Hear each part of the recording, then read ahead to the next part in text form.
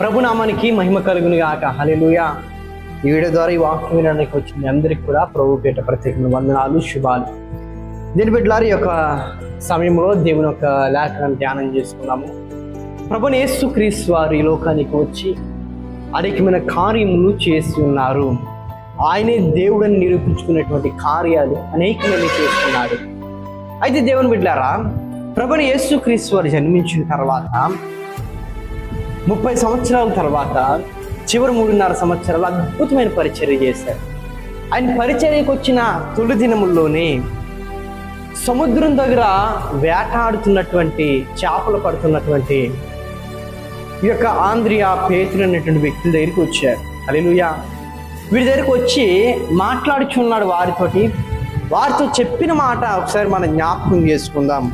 మత్తయి సువార్తమానము 4వ అధ్యాయము 18వ వచనంలో యేసు ప్రభువారు గలిలయ తీరం నుంచి ఈ యొక్క పేతురు దగ్గరికి వచ్చి అంటూ ఉన్నాడు, యేసు గలిలయ సముద్ర తీరమును నడుచుచుండగా పేతురు అనబడిన సీమోను, అతని సహోదరుడైన ఆంద్రియా అని 2 సహోదరులు సముద్రములో వలవేయుట చూచెను.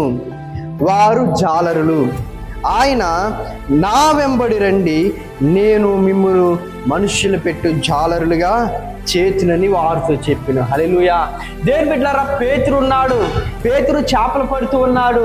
ఈ యొక్క చేపలు పడుతూ ఉన్నప్పుడు ఈ యొక్క పేతురు దగ్గరికి ఎవరు వెళ్ళారంటే ప్రభుని యేసుక్రీస్తు వారు పేతురు దగ్గరికి వెళ్ళాడు. ఎప్పుడైతే ప్రభుని యేసుక్రీస్తు వారు పేతురు దగ్గరికి వెళ్ళాడు, పేతురుని చూసి చెప్తున్న మాట ఏంటంటే, ఇదిగో పేతురు, నువ్వు నా యొద్దకు రా, నేనేం చేస్తానంటే, నువ్వైతే ఇప్పుడు చేపలు పడుతున్నావు కానీ నేను నిన్ను మనుష్యులు పట్టు జాలరులుగా చేస్తాను అన్నాడు. ఎలా అంటున్నాడు? మనుష్యులు పట్టు జాలరులుగా నేను చేస్తానంటూ ఉన్నాడు. ఇప్పుడు పేతురు అనాలి, అయ్యా కొన్ని సంవత్సరాలుగా నాకు ఈ వేట బాగా తెలుసు, సముద్రంలో ఎక్కడ చేపలు ఉంటాయో నాకు బాగా తెలుసు, ఎక్కడ వల వేస్తే ఎన్ని చేపలు పడతాయో నాకు బాగా తెలుసు, ఏ రీతిగా ఏం చేస్తే చేపలు పడితే నాకు తెలుసు అయ్యా, నేను వేసుకుంటాను వల అని పేతురు అనొచ్చు. నాకు తెలిసిన వృత్తి ఇదే, నా కుటుంబం ఈ వృత్తి మీద పోషించబడుచు ఉంది, నా కుటుంబం అంతా కూడా ఈ పని చేయడం వల్ల పోషించబడుచు ఉంది, నా జీవనోపాధి ఇదే అయ్యా, ఇప్పుడు ఎలా నేను విడిచిపెట్టి నీ యొద్దకు రావాలి అని చేసి పేతురు అనొచ్చు. కానీ పేతురు చేసిన మాట ఏంటి తెలుసా? పేతురు యేసు ప్రభువారు పిలవగానే ఆయనే రక్షకుడని నమ్మి ఆయన దేవుడని విశ్వసించి ఏం చేశారంటే ఆ వలను విడిచిపెట్టి యేసుని వెంబడించడం ప్రారంభించారు. హల్లెలూయా, హల్లెలూయా. చూడండి, అక్కడ ఉన్న మాట, వెంటనే వారు తమ వలను విడిచిపెట్టి ఆయనను వెంబడించిరి. దేవుని నామానికి మహిమ కలుగును గాక. ఎప్పుడైతే యేసు ప్రభువారి మహత్కార్యమును చూశారో, యేసు ప్రభువారి మాట విన్నారు, ఎమ్మనే వారికి జీవనోపాధి అనే పని, వృత్తిని విడిచిపెట్టి యేసుని వెంబడించడం ప్రారంభించారు. హల్లెలూయా. ఈరోజు చూడండి దేవుని బిడ్డలారా, చాలా సార్లు దేవుడు పిలుస్తాడు, దేవుడు మందిరానికి రమ్మని పిలుస్తారు, అనేకమైన కోటాలు జరిగినప్పుడు రమ్మని పిలుస్తారు. కానీ మనం ఏం చేస్తామంటే మన పనే ఇంపార్టెంట్, మన పనే. ఆ రోజు ఏ పని ఉండదు, ఆయన ఇంట్లో కూర్చుంటాక దేవుని మందిరానికి మడికి వెళ్ళం. చాలా మంది ఆదివారం దినం సెలవే, ఆదివారం హాలిడే, కానీ ఏం చేస్తారు, దేవుని మందిరానికి రాకుండా సినిమాలకి, షికారులకి పోతారు. సరదాగా ఫ్రెండ్స్ ఎంజాయ్ చేయడానికి ఆదివారమే వాళ్ళకి, ఈ ఆదివారమే పెళ్ళిళ్ళు, ఈ ఆదివారమే ఫంక్షన్లో, ఈ ఆదివారమే ముహూర్తాలు, అన్నీ ఈ రోజే. కానీ ఇక్కడ పేతురు ఏం తెలుసా? తనకి పని ఉన్నప్పటికీ, తన జీవనోపాధి అయినప్పటికీ కూడా పేతురు తన యొక్క పనిని పక్కన పెట్టి యేసయ్యను వెంబడించడం ప్రారంభించాడు. హల్లెలూయా. అసలు ఇదేంటి కార్యం అని ఆలోచన చేస్తుంది దేవుని బిడ్డలారా. ఎప్పుడైతే యేసయ్యను వెంబడించాడో ఆ తర్వాత ఏం చేయాలని తెలుసా? కొన్ని సంవత్సరాల తర్వాత యేసయ్యతో నడిచాడు, యేసయ్యతో ఉంటూ ఉన్నాడు. యేసయ్య చేసే ప్రతి కార్యాన్ని కూడా ఈ యొక్క పేతురు చూస్తూ ఉన్నాడు. ఒక దినం ఏమైందో తెలుసా? పేతురు ఇంటిలోనే ఒక భయంకరమైన వ్యాధి వచ్చింది. రాయబడిన మాట, పేతురు అత్త జ్వరముతో బాధపడుచు ఉండగా. హల్లెలూయా.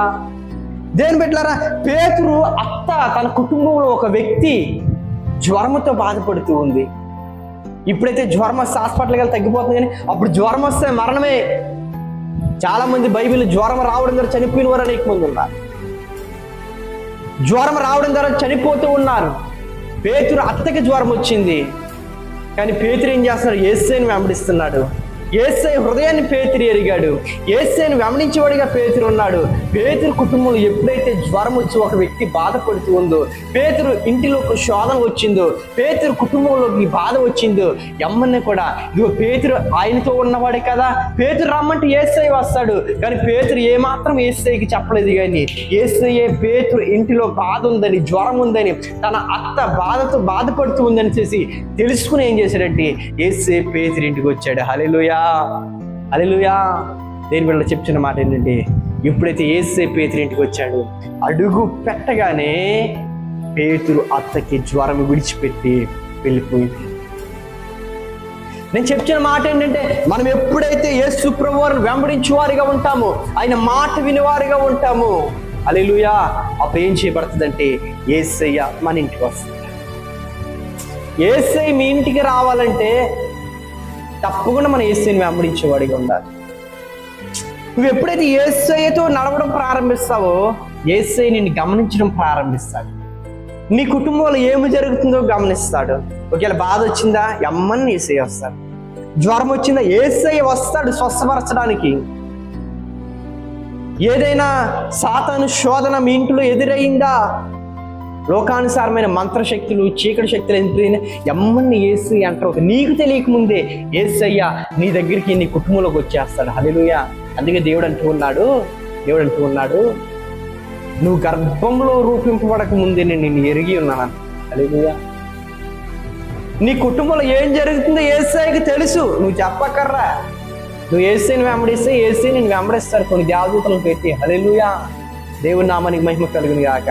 కాబట్టి ఉదయకాల సమయంలో మీరు యేసయ్యని వెంబడించి యేసయ్య దగ్గరికి వెళ్తే మీ ఇంట్లో సమస్య చూసి యేసయ్య మీ ఇంటికి వస్తారు. దేని బిడ్డలారా గమనించండి, పేతురింటికి యేసయ్య వచ్చాడు.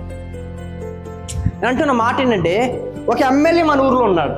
ఎమ్మెల్యే ఇంటికి ఎవడైనా పోతాడు, ఎవడు పడితే పోతాడు ఎమ్మెల్యే ఇంటికి. కానీ ఎమ్మెల్యే మన ఇంటికి వస్తే ఎంత ఆశ్చర్యంగా చూస్తారు, ఎంత ఆశీర్వాదకరంగా ప్రజలు మనల్ని గణపరుస్తారు. యేసయ్య దగ్గరికి రావడం మంచిది. రండి, తప్పకుండా దేవుని మందిరానికి రావాలి. మీరు దేవుని మందిరానికి వచ్చి వెంబడించే వారికి ఉంటే యేసయ్య కూడా మీ ఇంటికి రావడానికి సిద్ధపడేవాడు ఉంటాడు. హల్లెలూయా. అందుకే యాకోబు పత్రికలో రాయబడింది, మొదట మీరు నీ యొద్దకు రండి, అప్పుడేమట నేను మీ యొద్దకు వచ్చేది అంటాడు యేసయ్య. హల్లెలూయా, హల్లెలూయా.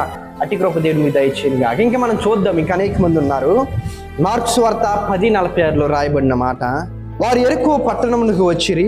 ఆయన తన శిష్యులతోనూ బహుజన సమూహముతోనూ యెరికో నుండి బయలుదేరి వచ్చుచూ ఉండగా, తిమ్మాయి కుమారుడగు బర్తమయగు గుడ్డి భిక్షకుడు త్రోవ పక్కన కూర్చుండెను.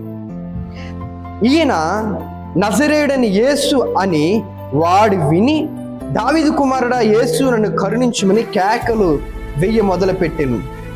ఊరకుండమని అనేకులు వారిని గద్దించిరు గాని వాడు దావీదు కుమారుడా నన్ను కరుణించుమని మరీ ఎక్కువగా కేకలు వేసును. హల్లెలూయా, హల్లెలూయా. దేవుని నామమున మహిమ కలుగును గాక. ఈడ బర్తమయి అనేటువంటి ఒక గుడ్డి భిక్షకుడు ఉన్నాడు. ఈయన మందిరం దగ్గర అడుక్కొని ఉన్నాడు, భిక్షాటన చేస్తూ ఉన్నాడు. అప్పుడు యేసు ప్రభువు ప్రాంతం చుట్టూ వెళ్తూ ఉన్నాడు. దేని వల్ల ఈయన ఒక కనిపించిన వ్యక్తి దగ్గర కూర్చుని ఉన్నాడు స్టాండర్డ్ గా. కానీ యేసయ్య వెలిచి ఉన్నాడు. యేసయ్య చుట్టూ అనేకమైన జనములు, వందల మంది, వేల మంది జన సమూహం యేసయ్య చుట్టూ ఉన్నాయి. హల్లెలూయా. కానీ యేసయ్య ఆ మార్గం గుండా వెళ్తుంటే ఎవరు విన్నారో? గుడ్డివాడు విన్నారు. ఎప్పుడు ఈయన యేసయ్యని చూసాడా? చూడలేదు. యేసయ్య చేసే మహత్కార్యములు చూసాడా? చూడలేదు. కేవలం విన్నాడంతే. యేసయ్య స్వస్థపరుస్తారు అని మార్గములు వెళ్తున్నాడు అని చేసి విన్నారు. ఎప్పుడైతే విన్నాడో అప్పుడు కేకలు వేయడం మొదలు పెట్టాడు. దావీదు కుమారుడా, దావీదు కుమారుడు నన్ను కరుణించుము, కరుణించుము, కరుణించుము, యేసయ్య, యేసయ్య అని పిలిచినప్పుడు పక్క వాళ్ళందరూ కూడా అన్నారంట, పక్కన ఉన్న వాళ్ళు, అరే ఆయన ఎక్కడో ఉన్నాడు, ఆయన చుట్టూ 3 మంది జనం ఉన్నారు, 1000 మంది జనం ఉన్నారు, నీ మాట ఎక్కడ వినిపిస్తుంది, నువ్వు మౌనం ఉండు, ఎందుకు ఆ పిచ్చోళ్ళ కేకలేస్తున్నావు అని చేసి అనేక మంది ఏం చేశారంటే ఆయన్ని అనగదొక్కడానికి చూశారంట. హల్లెలూయా. ఆయన్ని బెదిరించారు, అనగదొక్కారు, ఆటంకపరిచారు. కానీ ఈ భిక్షకుడు ఏం చేయడం తెలిసింది, ఈయనకి ఆటంకపరిచే కొలది మరీ ఎక్కువగా కేకలు వేయడం ప్రారంభించాడు. హల్లెలూయా. ఎప్పుడైతే ఆటంకం కలిగే కొలది ఎక్కువగా కేకలు వేశాడు, ఎమ్మన్న యేసయ్య ఆగారు. హల్లెలూయా. నేను చెప్తున్న మాట ఏంటంటే, ఒకవేళ ఆటంకం వచ్చిందని చేసి నువ్వు ఆగిపోయానికి కేకలు వేయడు, యేసయ్య నెక్స్ట్ మాట వినకపోతేనేమో. ఆటంకం వచ్చిన కేకలు వేయడం వల్ల యేసయ్య ఆగాడు. హల్లెలూయా. ఈరోజు మందిరానికి రావడానికి, దేవుని సంఘానికి రావడానికి, యేసయ్య నమ్ముకోవడానికి, యేసయ్య వాక్యము ప్రార్థన చేసుకోవడానికి అనేకమైన ఆటంకాలు మీకు రావచ్చు. మీరు ఆటంకం వచ్చిందని మీరు ఆగిపోకూడదు. ఆటంకం వచ్చే కొద్ది అధికముగా దేవుని ఆరాధించాలి, అధికముగా ప్రార్థన చేయాలి. ఇదిగో దానియేలు ప్రార్థన చేయడానికి ఆటంకం వచ్చింది, ఆటంకం వచ్చే కొద్ది అధికంగా ప్రార్థన చేశాడంట. హల్లెలూయా. దేవుని నామమున మహిమ కలుగును గాక. ఈ భర్తమై కూడా ఆటంకం కలిగి కొద్ది అధికంగా కేకలు వేశాడు.